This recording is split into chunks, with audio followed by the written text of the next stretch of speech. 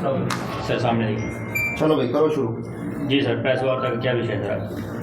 सबसे पहले तो मैं आप सभी का हार्दिक अभिनंदन, हार्दिक स्वागत करता हूं कि आप सभी आज हमारे भारतीय जनता पार्टी कपिल कमल कार्यालय में पहुंचे हैं। मैं अध्यक्षा की तरफ से, अपने भाई सोग की तरफ से आप सबका हार्दिक अभिनंदन और स्वागत।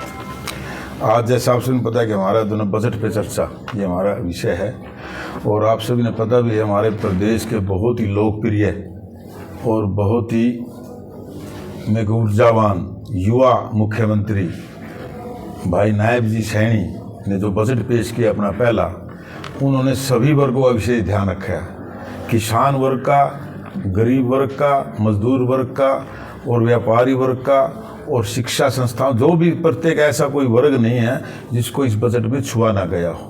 और ऐसा बजट ने पहला रिकॉर्ड टूटा इस बजट से कि हर वर्ग को इसका लाभ पहुंचा है।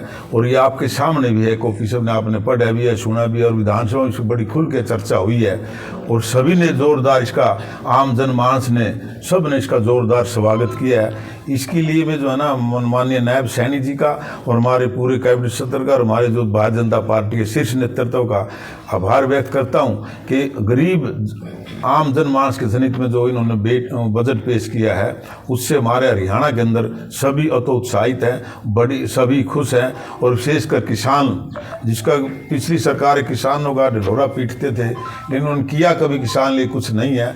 भारतीय जनता पार्टी की सरकार ने 2014 से और अब तक जितना भी काम हमारे हर वर्ग के लिए किया, और विशेषकर किसान, मजदूर और गरीबों के लिए सीधा उनका डायरेक्ट खाते में पहुंचाना है, जो पैसा काम किया है, ये भारतीय जनता पार्टी की सरकार ने किया है। इसके लिए मैं हरियाणा की जनता की तरफ से माननीय प्रदेश के लोकप्रिय मुख्यमंत्री जी, जो 24 घंटे मैंने देखा है, परसों परले दिन हम इकट्ठे, हमारा जो बजट पेश के बाद जो भोजन था, 2 बजे तक लोगों से मिलते रहे, 2 बजे तक। तो ऐसे लोकप्रिय मुख्यमंत्री का धन्यवाद करता हूं। और इसमें आपसे मैं जैसे पता भी, इसकी कॉपी हम आपको दे भी देंगे, हमारे पास कॉपी है कि प्रत्येक उन्होंने जो पिछले से 2024-25 का जो बजट था उसको आगे बढ़ाकर ही आगे जो उनके बारे में प्रत्येक इसको विभाग का बजट दिया है, जो पिछली बजट से काफ़ी ज़्यादा है। जैसे कृषि का है संबंधी जो है ना, पैसे 5,563 से था, अब 7600 किया इसमें कृषि उसमें। और पर्यावरण में ने उस भाग में तो 538 था, अब उसको 714 किया है। और ऐसे सहकारिता में 790.38 था, इसमें 1207.97 किया है।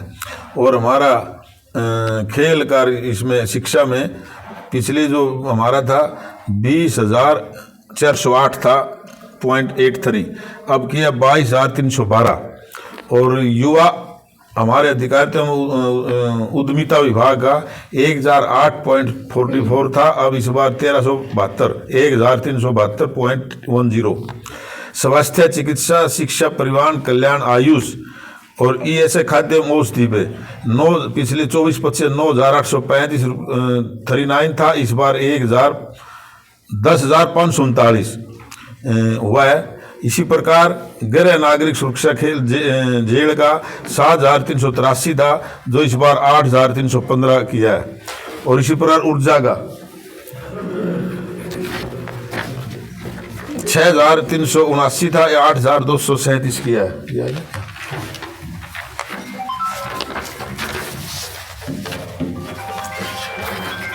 तो ऐसे हमारे जो है ना ये 10 बड़ी घोषणाएं जो आपके लिए सबसे काम की है।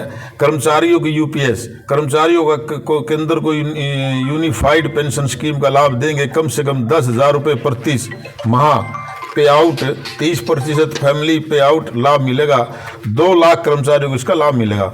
ओलंपिक का लक्ष्य और तय 2036 ओलंपिक के लिए विजय भव योजना 37 मेडल का लक्ष्य है। तैयारी के लिए 20 करोड़ खर्च होंगे। KU, MDU, GJU व HAU में IGU में खेल उत्कृष्टता केंद्र बनेंगे। हर 10 किलोमीटर में मॉडल स्कूल, हर 10 किलोमीटर में एक मॉडल स्कूल, संस्कृति स्कूल होगा। इसमें 9 से अधिक ब्लॉक को फायदा होगा। वहीं हर जिले में एक राजकीय मॉडल संस्कृति महाविद्यालय विकसित होगा।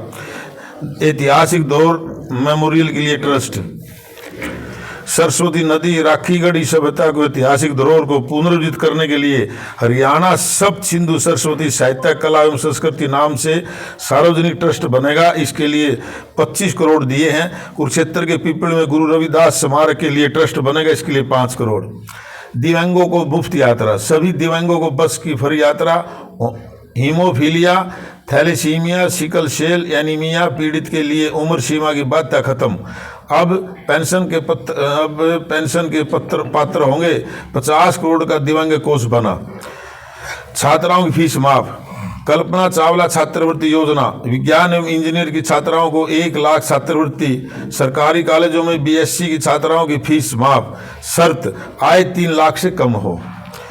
10 नए आईएमटी बनेंगे। खरखोदा की तर्ज पर 10 नए औद्योगिक मॉडल टाउनशिप बनाने के लिए ई भूमि पोर्टल की शुरुआत कर भूमि की मांग करेंगे। किसानों को लैंड पूलिंग व लैंड पार्टनरशिप का विकल्प। अकुशल मजदूर 2400 रुपये बढ़ाई। अकुशल श्रमिकों को न्यूनतम मजदूरी 3600 रुपये से बढ़ाकर 11,000 रुपये की है। इसमें 10 साल बाद बढ़ोतरी हुई है। प्रदेश में 52 लाख से ज़्यादा अकुशल श्रमिक हैं। संपत्तियों की रजिस्ट्री जरूरी। डेवलपर्स, बिल्डर्स, सोसाइटी प्राधिकरण के लिए अचल संपत्तियों की रजिस्ट्री अनिवार्य होगी। अलाटी को निश्चित अवधि में मौजूदा कलेक्टरेट पर स्टाम्प शुल्क देना होगा। 17 जिलों में डे केयर सेंटर। जिला अस्पताल में CT scan, MRI, ultrasound, blood analyser, digital X-ray व प्राइवेट रूम की सुविधा होगी। 17 जिलों में कैंसर के लिए डे केयर सेंटर बनेंगे।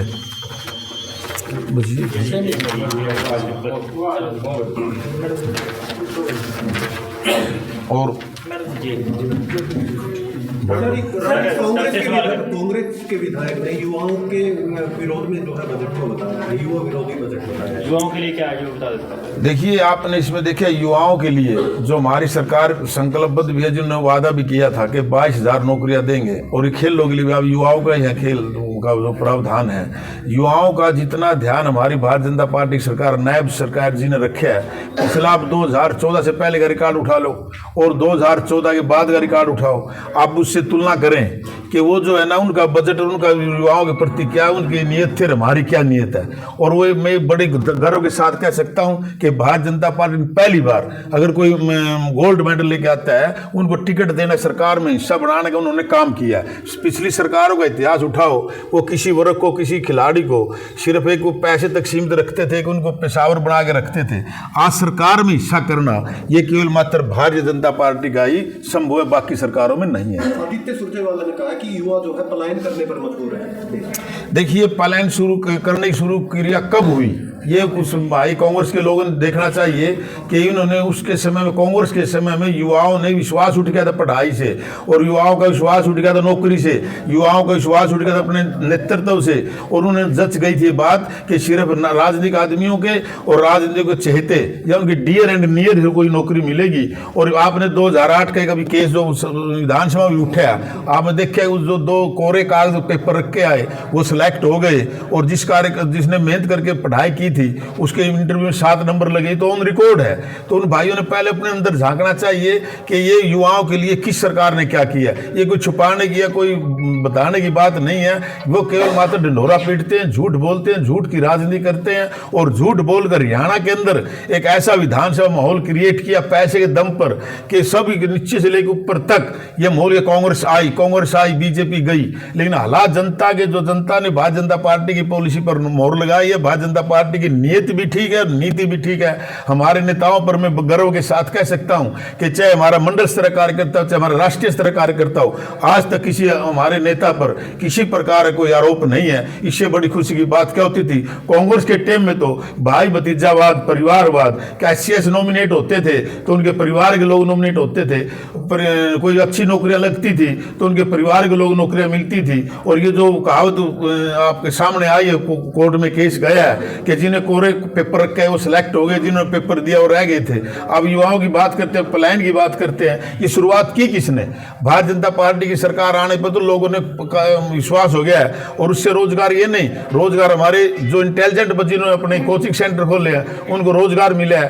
और उसमें कोचिंग ले लेकर भी बच्चों में विश्वास पैदा हुआ है कि आज लोगों में कि जो बच्चा टेस्ट पास करेगा, चाहे वो डी ग्रुप की नौकरी, चाहे वो बड़ी नौकरी हो, एचसीएस की हो, वो उस पर पढ़ाई के दम पे उसको नौकरी मिलेगी, इंटेलिजेंट के दम पे उसको नौकरी मिलेगी। और मुझे खुशी की बात है, मैं अपने सफीदों विधानसभा में बात करता हूँ, 7 एचसीएस लगे और ऐसे गरीब परिवारों के बच्चे एचसीएस लगे, ऐसे इंस्पेक्टर लगे जिनके गरीब माँ बाप खेती 1.5 किलो जमींदार, कोई आधे किलो जमींदार, कोई मजदूरी करता है, कोई रेडी लगाता है, उनके बच्चे अनेक हो तो गए। आपके सामने कोई अन्य बात नहीं है, युवाओं की बात युवा करता है। वो पिछला 2014 से पहले का इतिहास उठाकर और बताएं कि युवाओं का क्या किया उन्होंने। गौतम, उन्होंने कहा है कि युवाओं को लेकर चिंता जताई है और पेंशन बढ़ाने की बात कही है, ओल्ड पेंशन योजना को दोबारा से लागू करने की बात उन्होंने कही है। आप ही के विधायक हैं। नहीं, उनका भाव क्या था? देखिए, बात सुनिए। देखिए, एक बात समस्या हमारी शुरू से थी, उसके बाद शुरुआत भी भारतीय जनता पार्टी ने की, बेटी बचाओ बेटी पढ़ाओ। आप उसके भावना पे जाइए रामकुमार गौतम जी के कि हरियाणा के अंदर 2014 से पहले क्या रेशो थी। और पहला जो हमारी यहाँ से मोदी जी ने शुरुआत की थी बेटी बचाओ बेटी पढ़ाओ पानीपत के अंदर, और उसके बाद हमारी रिंग रेशो बढ़ी है। और उसके कारण कुछ देखो समस्या, सामाजिक समस्या थी ये कि भाई कुछ युवा अपने जो शादी के लेकर उन्होंने बात की थी, जिनकी जो कुंवारे हैं या जिनकी शादी नहीं हुई है उनकी पेंशन बढ़ाई जाए, उनको पेंशन दी जाए, उनका भाव ये था। कांग्रेस के टाइम में 60,000 करोड़ कर्जा था हरियाणा पर, अब जो है 2,92,525 करोड़, 600% ज्यादा कर्जा हो गया। सुरजेवाला का कथन है। ऐसे है जी, मैं तो एक बात जानता हूँ प्रैक्टिकली, देशीवाद हरियाणा वाली में। आप 2014 से पहले का सभी साथी यहाँ बैठे हैं, एक गरीब से लेकर अमीर व्यक्ति जो भी अपने समाज के विभिन्न अंगों के साथी हैं, उसमें अपने घर में खुद के आकलन करें कि 2013 में मेरे घर की हालात क्या थी और आज 2024 में मेरे खुद ही घर के हालात क्या। सब यहाँ बैठे हैं, हमारा सबका कुछ न कुछ प्रोग्रेस है और सभी घरों में सुधार है, सब आदमियों में सुधार है, सब युवाओं में सुधार है और सभी समाजों में सुधार है। ये सुधार सिर्फ भारतीय जनता पार्टी की नीयत और नीति का फर्क है। कांग्रेस के लोगों से बात करनी चाहिए। आज हरियाणा को मैंने 2.5 से 3 घंटे में समेट के रख दिया है। हरियाणा के इस कोने से अगर आप चलते हो तो दूसरे कोने में 3 घंटे का रास्ता है, उधर चलते हो 3 घंटे का रास्ता है। और जो गड़गड़ गड़गड़ करके 5 घंटे जींद चंडीगढ़ के लगते थे जींद से, आज हम 2 घंटे में जींद से चंडीगढ़ जाते हैं। और जो कर्जे की बात करते हैं, बजट की बात करते हैं, उन्होंने उस बात को पूछना चाहिए कि गरीब व्यक्तियों की पेंशन आती थी, वो बीच में एक कन्यादान की राशि को भी अगर वो आती थी 50% लोग बीच के दलाल उसमें खा जाते थे। आज पैसा जो भी गवर्नमेंट की तरफ से आता है सीधा खाते में जाता है, उसमें बीच चोलिया कोई एक पैसा नहीं खा सकता। जब क्लिक होता है तो सिर्फ पूरा 2,000 रुपये, 10,000 रुपये, 1 लाख रुपये जो योजना है पेंशन की, वह उसकी कन्यादान की सीधी खाते में आती है। खिलाड़ियों ने भी सवाल किया है, 2021 में खेलो हरियाणा ऐप शुरू की जानी थी, 2025 होकर शुरू नहीं हुई सर। देखिए, खिलाड़ियों की मैंने भी आपसे बात की है कि पहले क्या था, जितने में क्लियर ये बात आप सभी रोज देखते भी हो, हर चीज को कांग्रेस के लोगों ने परिवारवाद में बांट रखा था। अपने लोगों को किसी फैड का, किसी खेल के का स्पोर्ट्स का प्रधान बनाते थे, उनकी अपने खुद की यूनियन होते थे, अपने खुद के सिस्टम होते थे। और सिस्टम सुधारने में आज हम उसको एक लाइन पर लेकर आए हैं। धीरे धीरे तो अभी इस तरह कितना सुधार हुआ आपके सामने है। ये निष्पक्ष हमने देखा, सिलेक्शन में भी उनकी अप्रोच होती थी। क्रिकेट में अगर बच्चे सिलेक्शन होते हैं, मैं खुद प्लेयर रहा यूनिवर्सिटी का, तो उस समय भी जो है ना फोन आते थे कि डीपी साहब इसका सिलेक्शन एक्स्ट्रा में चला जाएगा।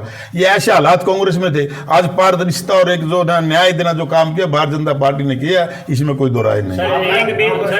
सर विपक्ष का करें, आपने कहा था चंडीगढ़ में हमारी मंथन शिविर होगा जिले में, जो 3 नगर पालिका सीट आ रही है, तो क्या मंथन निकल के आया जिले से लेकर? देखिए, कई बार क्या होता है, चुनाव है, जनता का मूड है, छोटा इलेक्शन था, हमारा अनुभव था और हमने वो किया भी पूरा। कहीं हम थोड़े वापस की, क्योंकि जब ये एक छोटा इलेक्शन होता है उतने ज़्यादा टाइट इलेक्शन होता है। ये परिवारवाद पर, जातिवाद पर और व्यक्तिवाद पर ये लटक के रह जाता है चुनाव। और ये वार्ड का चुनाव था, 200 से 2,000 वोटों का एमसीए चुनाव था, 10 से 15,000 जो चेयरमैन का चुनाव था। तो कहीं ना कोई ऐसा सिस्टम रहा है। और मंत्री जब इसमें हमने रिपोर्ट मांगी है कि कहाँ जो कमी रहे किसी बात की, उस पर विचार करेंगे। क्या आपको लगता है छोटे चुनाव के अंदर सिंबल नहीं होना चाहिए था सर। नहीं सिंबल होना चाहिए था, उसका हमने हाँ होना चाहिए। अब उससे क्या है, अब भारतीय जनता पार्टी का जो है ना, अब देखो कितने मेयर जीत के हैं, कितने हमारी महापौर जीत के हैं, कितने हमारे नगर पालिका नगर चेयरमैन जीत के हैं, सारे 90% लोग हमारे जीतते हैं। बहुत हो गया ये तुम्हारा। मैडम क्या कुछ कहना चाहेंगे बजट जो है वो बजट को लेकर?